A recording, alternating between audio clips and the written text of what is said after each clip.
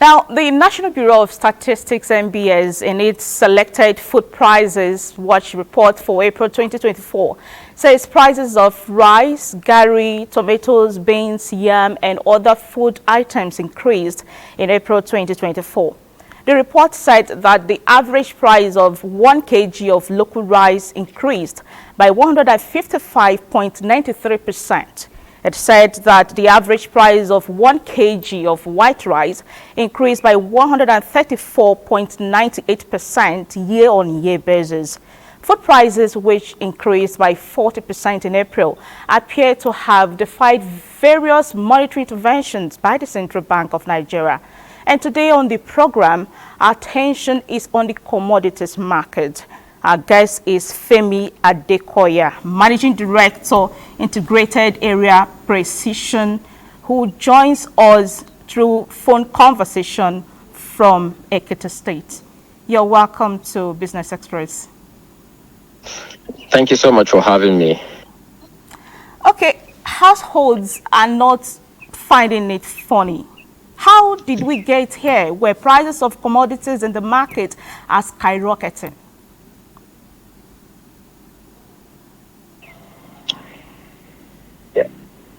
Come again with the question. Okay, I said that prices of commodities are skyrocketing. How did we get here? How did we get here? That's actually a question I'm not sure I can finish on the call like this. But I would say that it's as a result of our actions and inactions.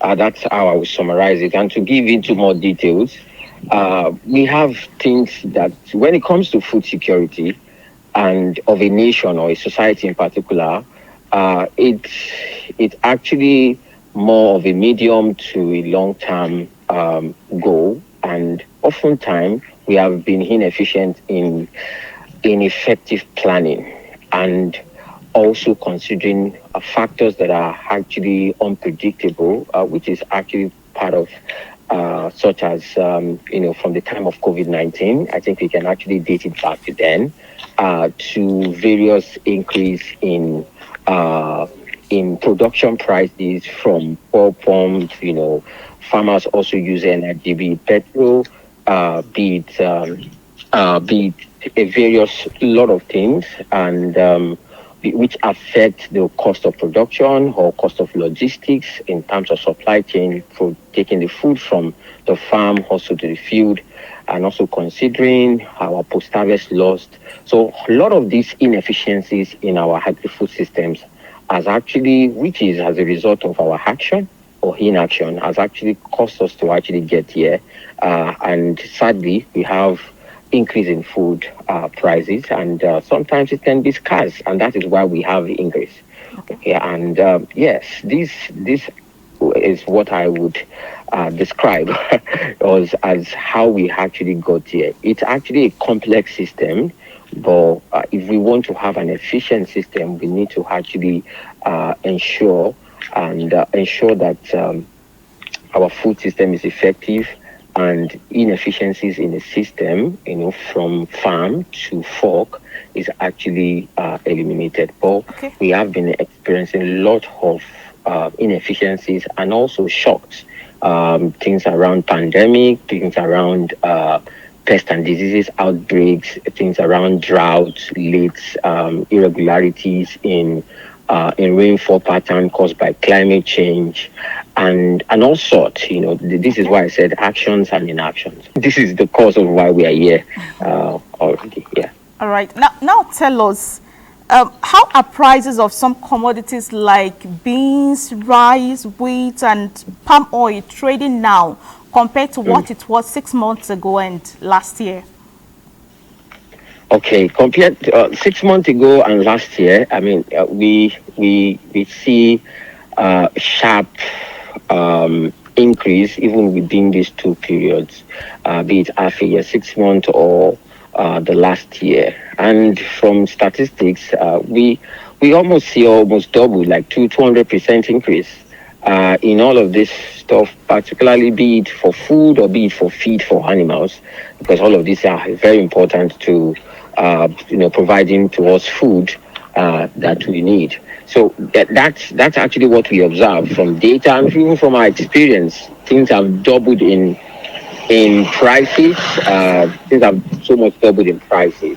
Yeah, that's what I from my observation and also from data. Okay, commodities like pepper, tomatoes, and other perishables are Yeah. another set of very expensive items. Is it just the rainy season scarcity, or there is more to it? Oh, there is more to it, as I explained. I mean, uh, we would actually experience,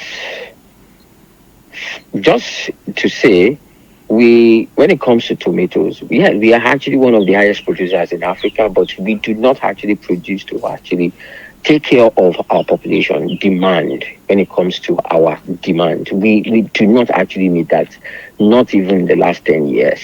But now that we now have late rainfall, or more particularly increase in temperature, which affected tomato, particularly increase in temperature in average ambient temperature on the farm, even people planting on the open field or in greenhouses.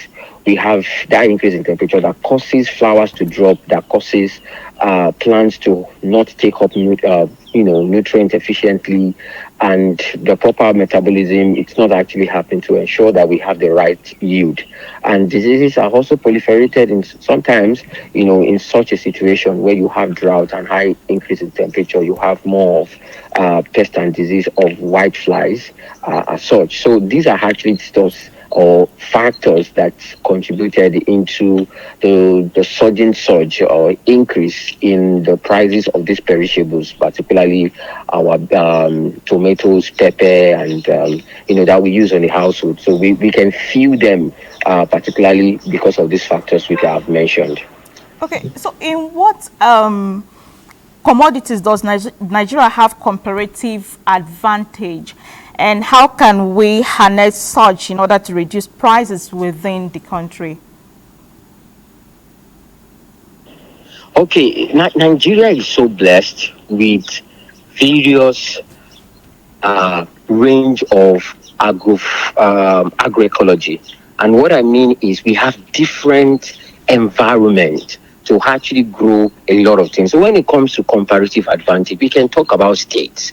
We can talk about, we have that diversity in our climate, in our agroecological climate, that in Jos, we can actually do well to produce even exotic, so-called exotic crops.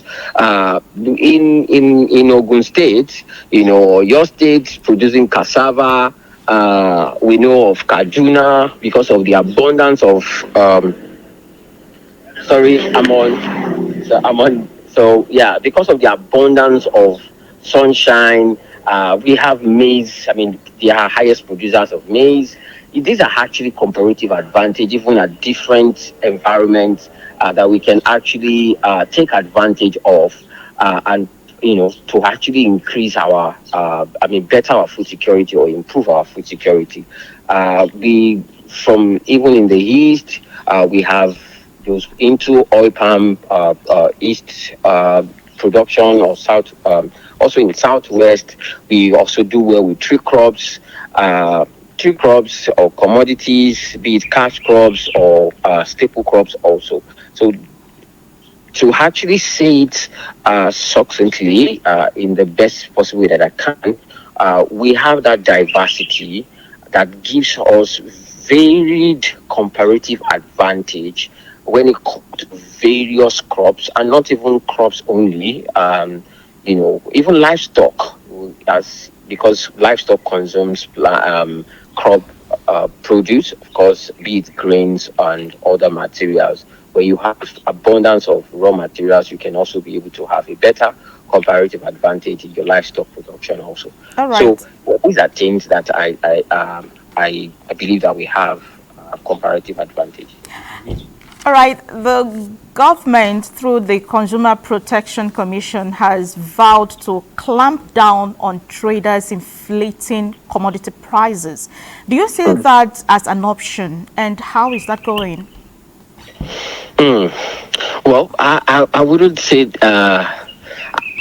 Let me say it this way: that every option is actually a good option right now, as far as actually contributes to um, helping the citizenry, helping the masses to be able to cope at this time. Truly, we understand that some few people might want to take advantage of this time to hoard, to increase price, to do all that. So we need that kind of regulation. Truly, but my own concern is this method can actually work in a short term, but it might not be sustainable in the long term. And this is why we need to actually go back to the real drawing board instead of taking a fire brigade approach of regulating, putting force, enforcing. The government would indirectly controlled prices when there is sufficient production shoot into the system, and that would actually reduce the price. We know basic economics. The higher the supply, the lower we will find that the prices comes down. As compared to when we have higher demands than the supply. So when we actually have such interventions going into production, we have very good scale of production into our system of grains, of crops, of animals. We can be able to see the market price will come down. It's a market force, but I agree that every option that gears towards helping our citizens to actually accommodate this time is actually a very good option. Yeah, thank you. Okay, before I let you go, the federal government signed an executive order suspending import duty on commodities like paddy rice. How do you see that affecting the market prices? Well, I do not actually have a data to actually substantiate the claim, but I would say that I believe that policy or that action would help to actually increase food, available within the country or within our society, as compared to what we need to eat. We are then exporting it out because of economic gain, which is limited to few set of people, or so particularly. So that's how I can answer the question. But I believe that in the next few months, and with monitoring from the agency that is actually involved, we can be able to get the right data to be able to substantiate the benefits of that. The actual benefit of that policy or action in respect to our food security or the markets particularly. Yeah. Thank you very much, Mr. Adekoya, for sharing your thoughts with us on the program. Thank you so much for having me. It's a pleasure. All right. In the next report, correspondent